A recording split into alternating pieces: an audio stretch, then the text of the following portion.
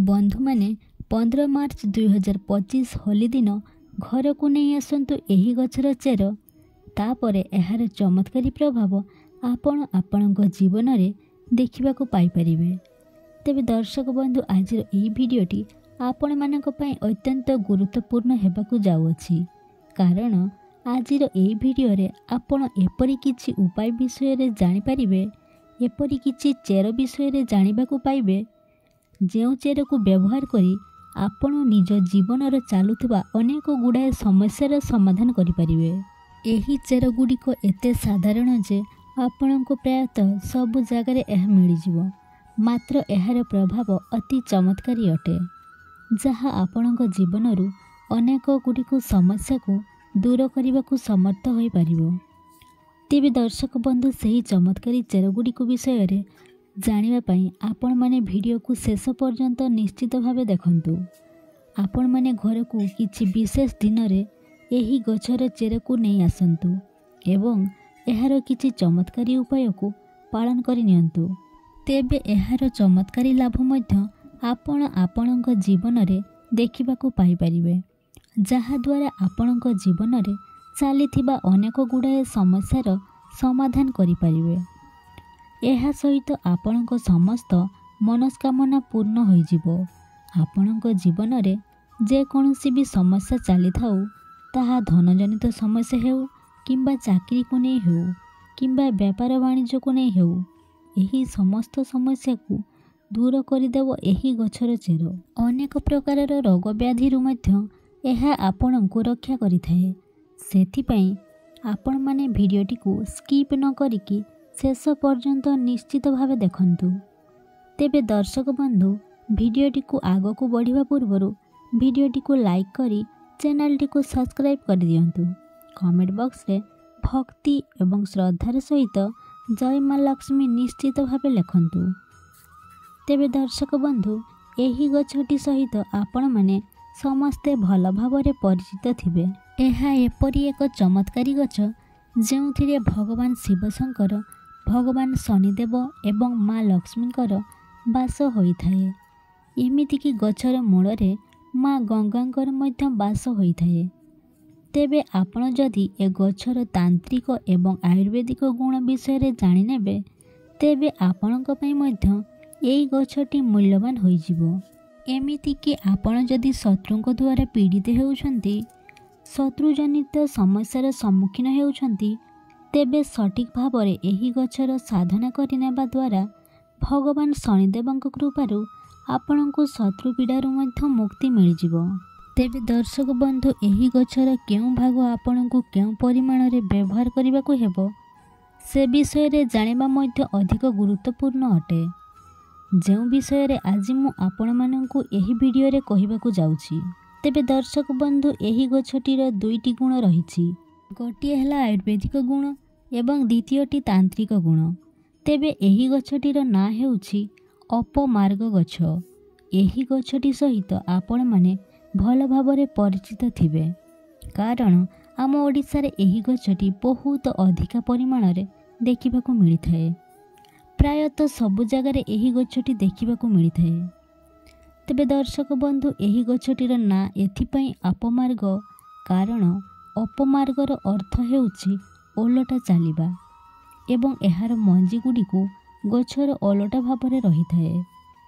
तेबे एहार मंजी गुडी को ओलटा रहिबा ही एही गछर विशेषत्व अटे। पूर्व काल रे एही गछ को धर्मशास्त्र रे शुभ गछ बोली माना जाइतिला। एहा एक चमत्कारी गछ अटे, कारण एहा उपरे अमृतर किछि बुंदा मध्य पड़िथिला। कारण जेतेबेले समुद्र मंथन होइथिला, सेही अमृतटी धरापृष्ठ को आसीथिला और सेतेबेले एही अपमार्ग गछटी उपरे किछि बुंदा अमृत पड़ी जाइथिला, जहा फल रे कि एहार मूल रे माँ गंगांकर बास होइथाए। प्राचीन काल रे लोक माने एहार मूल रे व्यवहार निश्चित भावरे करुथिले। से माने एही गछर मूल रे दांत घसुथिले। जदि आपणकर दांत रे दरज रहुछि, पाइरिया होइछि, दांत हळदिया पड़ी जाइछि किंबा दांत रे बैक्टेरिया जमी जाइछंती, तेबे एही सबु समस्या पई एही गछटी आपणक पई रामबाण परि होई पारे। ଏବଂ ଆପଣଙ୍କ ମାଡ଼ିରେ କୌଣସି ପ୍ରକାରର ସମସ୍ୟାର ଅନୁଭବ କରୁଛନ୍ତି, ତେବେ ଲଗାତାର 1 ମାସ ପର୍ଯ୍ୟନ୍ତ ଏହାର ମୂଳରେ ଦାନ୍ତ ଘଷିବା ଦ୍ୱାରା ମାଢ଼ି ଜନିତ ସମସ୍ୟା ମଧ୍ୟ ଦୂର ହୋଇଯିବ। ବନ୍ଧୁମାନେ, ଆଜିକା ସମୟରେ ବହୁତ ଲୋକଙ୍କର ଆଣ୍ଠୁଗଣ୍ଠିରେ ଯନ୍ତ୍ରଣା ହେଉଛି। ଅନେକ ଔଷଧ ଏବଂ ତୈଳର ବ୍ୟବହାର ପରେ ମଧ୍ୟ ସେଥିରେ କୌଣସି ଉପଶମ ମିଳିପାରୁନାହିଁ। ତେବେ ଏପରି ପରିସ୍ଥିତିରେ ଏହି ଗଛର ପ୍ରୟୋଗ ହିଁ ଆପଣଙ୍କୁ ନିଶ୍ଚିତ ଭାବରେ ଉପଶମ ପ୍ରଦାନ କରିବ। ସେଥିପାଇଁ ଆପଣ ଅପମାର୍ଗ ଗଛର କିଛି ମୂଳ ନେଇ ଆସନ୍ତୁ ଏବଂ ଏହାକୁ ଖରାରେ ଭଲ ଭାବରେ ଶୁଖାଇ ଦିଅନ୍ତୁ। ଭଲ ଭାବରେ ଶୁଖିଗଲା ପରେ ଆପଣ ସେହି ଚେରର ପାଉଡ଼ରକୁ ପ୍ରସ୍ତୁତ କରନ୍ତୁ ଏବଂ ସୋରିଷ ତେଲରେ ସେହି ପାଉଡ଼ରକୁ ଭଲ ଭାବରେ ଫୁଟାଇ ସେହି ତେଲକୁ ଆପଣଙ୍କର ଯନ୍ତ୍ରଣା ହେଉଥିବା ସ୍ଥାନରେ ମାଲିସ କରନ୍ତୁ। ତେବେ ଏହି ପ୍ରୟୋଗଟି ଲଗାତାର 2 ମାସ ଯଦି କରନ୍ତି, ନିଶ୍ଚିତ ଭାବରେ ଆପଣଙ୍କୁ ଯନ୍ତ୍ରଣାରୁ ଉପଶମ ମିଳିବ। ଏବେ ଆସନ୍ତୁ ଜାଣିନେବା ଗଛଟିର ତାନ୍ତ୍ରିକ ପ୍ରୟୋଗ ବିଷୟରେ। ଦର୍ଶକ ବନ୍ଧୁ, ଆପଣମାନେ ଜାଣିଥିବେ ଏପରି ଅନେକ ବ୍ୟକ୍ତି ରହିଥାନ୍ତି ଯେଉଁମାନେ ସର୍ବଦା ସେମାନଙ୍କ ଶତ୍ରୁଙ୍କ ଦ୍ୱାରା ପୀଡ଼ିତ ହୋଇଥାନ୍ତି। ପ୍ରତ୍ୟେକ ଦିନ ସେମାନଙ୍କୁ ଶତ୍ରୁଙ୍କ ଦ୍ୱାରା କିଛି ନା କିଛି ଅସୁବିଧାର ସମ୍ମୁଖୀନ ହେବାକୁ ପଡ଼ିଥାଏ। ତେବେ ସେଥିପାଇଁ ଆପଣଙ୍କୁ ଶନିବାର ଦିନ ଏହି ତାନ୍ତ୍ରିକ ପ୍ରୟୋଗଟି କରିବାର ଅଛି। ଶନିବାର ଦିନ ଆପଣ ଅପମାର୍ଗ ଗଛର ମଞ୍ଜି ଛିଡ଼ାଇ ଆଣନ୍ତୁ ଏବଂ ଏହାକୁ ଏକ ନାଲି କପଡ଼ାରେ ବାନ୍ଧି ଦିଅନ୍ତୁ। ତାପରେ ଆପଣ ଏହି କପଡ଼ାଟିକୁ ଧରି ଶନି ଠାକୁରଙ୍କ ମୂର୍ତ୍ତି କିମ୍ବା ଫଟୋର ଗୋଟାଏ ପାଖରେ ବସି ପଡ଼ନ୍ତୁ। ଆପଣ କେବେ ବି ଶନିଦେବଙ୍କର ସାମ୍ନାସାମ୍ନି ବସନ୍ତୁ ନାହିଁ। ଡାହାଣ ପାଖରେ କିମ୍ବା ବାମ ପାଖରେ ବସିଯାଆନ୍ତୁ। ତାପରେ ଆପଣ ଶନି ଚାଳିଶାର ପାଠ କରନ୍ତୁ। ତେବେ ଆପଣଙ୍କୁ 51 ଥର ଶନି ଚାଳିଶା ପାଠ କରିବାର ଅଛି।